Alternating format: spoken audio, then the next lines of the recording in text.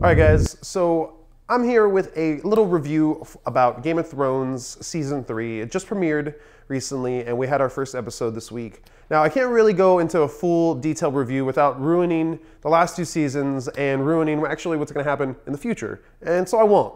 I will say the people that were featured on the show, the actors, I mean, pretty much every actor on this show is amazing.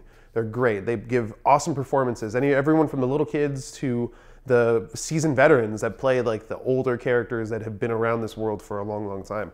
Every single one of them pulls that off and makes you believe that this place, Westeros and Essos, can be completely real. It can all exist, and they actually do exist. And sometimes it feels like I'm watching The Tudors or I'm watching Rome. I mean, most of those actors that were in those shows are in this show now. And so it's great because, oh my God, they're all hot and awesome and great and wonderful and perfect.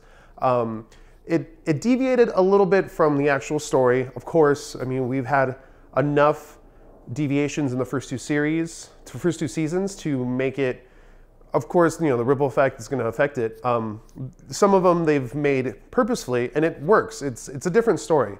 It's a completely different, no, I wouldn't say completely different story, but it's a different story. It's their story. It's the TV story. It's going to be a little different, but all the big points, all the big, you know, happenings and the causes of certain things are there. Some of them are a little changed, but they're there, and that's all you need. They make it work for television, because truthfully, these books have your imagination as its budget, and that's limitless. You imagine these crazy battles that they've had to cut out in previous episodes. This particular episode, though, was really, really short.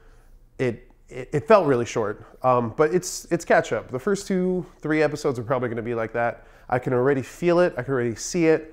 But once we hit that quarter mark, it's going to blow up. I know literally this season's going to blow up. It's going to be crazy. I can't wait to see where this goes, just because they're going to have to do some things differently. And that's going to be, it might not hit really well with a lot of people, especially book readers. They might feel a little betrayed. I know I would. There was one thing that happened in this first episode that kind of had me a little, well, how does this explain this other thing that happens because this thing happened? You see, I can't even talk about the entire thing. But no, it's a 5 Nerd Skull show. It deserves every single one of those Nerd Skulls and 5 more on top of that. Just check it out. Just seriously, if you're not doing it already, why aren't you watching the show? Go do it. It's the best.